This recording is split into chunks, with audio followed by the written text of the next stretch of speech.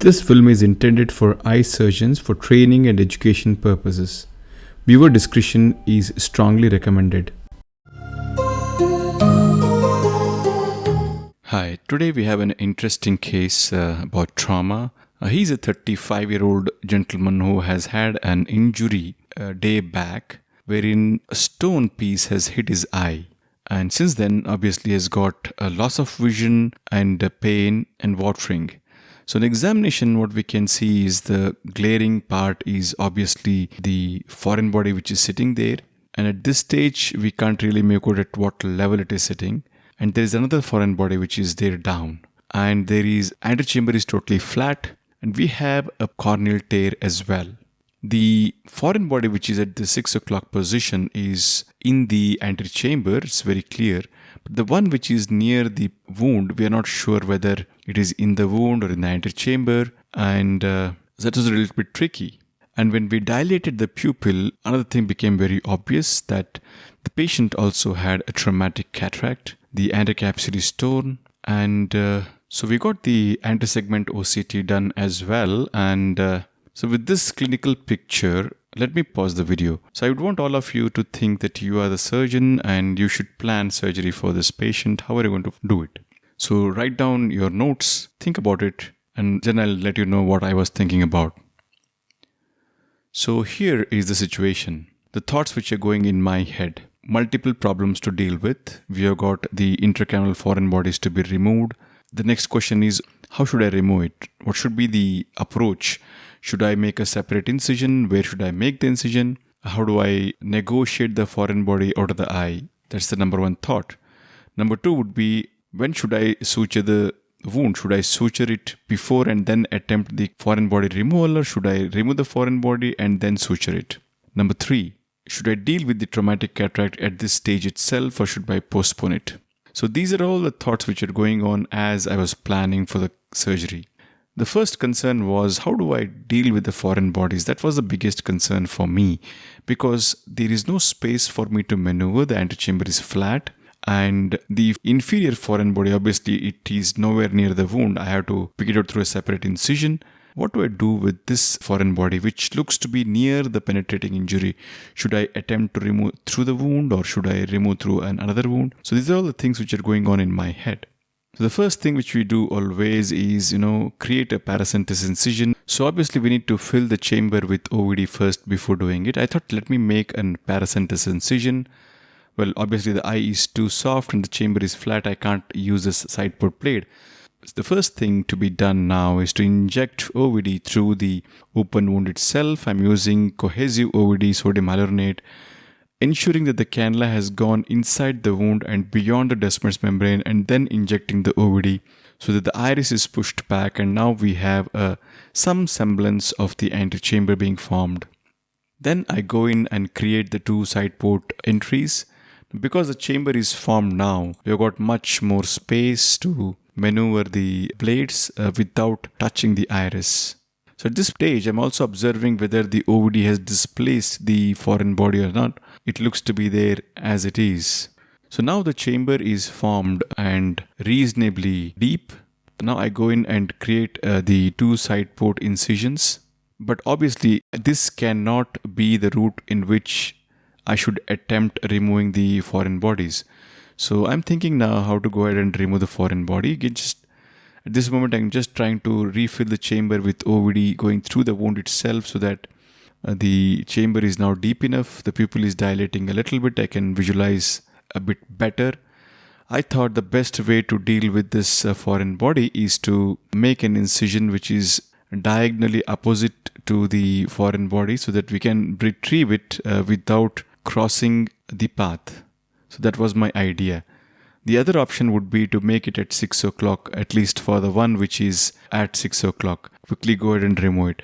I was sitting superiorly. I thought, let me create a superior 2.8 millimeter incision. And I didn't want to make a very small incision. I wanted to remove the foreign body with ease so that I don't have to struggle anything. I'm consciously making corneal tunnel which is not very long. And once the incision is done, time to deal with the foreign bodies. At this point, I was wondering whether it could be just left alone because it was a stone particle and they are relatively inert. But I thought if the access is there, definitely I would try to remove it firsthand. So again, I go in and put in some OVD through the corneal tear. And during all these maneuvers, the bigger central foreign body is not budging. So what instrument should I take to maneuver this out? That was my concern at this stage. See, primarily one of the objectives was to ensure that the foreign body does not fall into the antechamber. So that was again my concern, at least the one which is stuck in the posterior stroma of the cornea. At this point, I was thinking, should I try the anterior approach to maneuver this foreign body? So I went in and tried to grasp it with a forceps after just clearing the superficial stroma. Unfortunately, the first attempt I couldn't really hold it. I had to clear off the superficial stroma.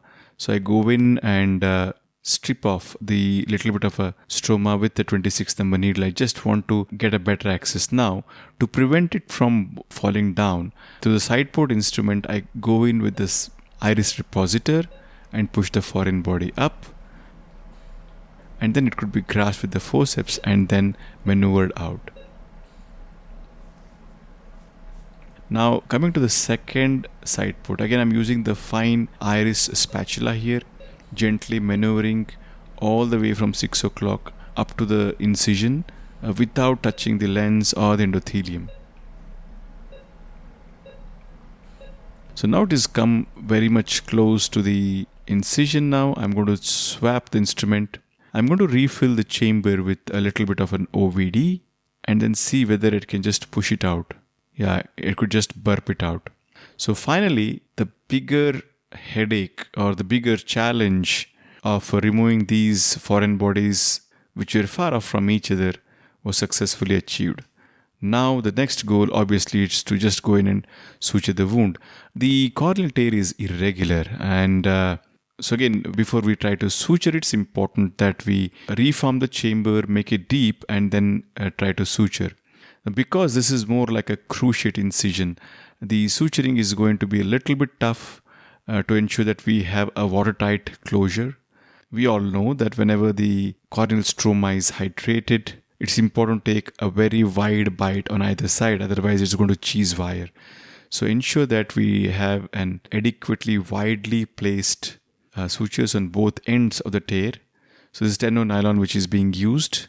It's mandatory that we go in and refill the chamber every time the OVD escapes out. Carefully, the suturing is done. So the knots which I'm going to use is 3-1-1 and then we're going to bury each of these knots. So again, I go back and refill the chamber with OVD and the suturing is continued. When you're suturing the cornea, I think we want it to be as wide as we can go and also appropriately deep enough so that they provide the required strength to have a watertight closure. Wound is closed and the knots are buried. So as the suturing is being done, at this stage I'm wondering what should I do with the traumatic cataract. So ideally, as a rule, whenever the intercapsule is breached, it's better to intervene it in the primary setting. But in this scenario, it's much more complex. The visualization is not great, and that's the reason why I'm not so comfortable dealing with the cataract at this stage. So what could happen if I just leave the lens just like that?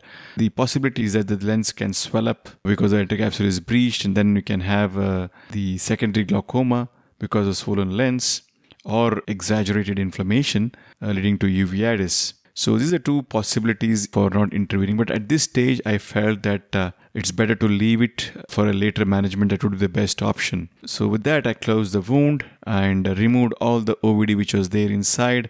So as the OVD is being washed out, I'm just trying to see that whether there is any leakage through the corneal tear which has been sutured. This is done by using trypan blue. And I'm not convinced that the wound is watertight, so I go in and put an additional suture. So again, these cases of corneal tear, especially where it is irregular and cruciate, it would test a lot of patience, and you need to recheck again and again to ensure that the tear is closed in a watertight way. Finally, it is done. I think all the knots are buried into the corneal tear. The remaining OVD is just washed off. I'm going to put in air and ensure that the chamber is completely filled with air. There's one area where it is not forming, so I go in and resuture that area again.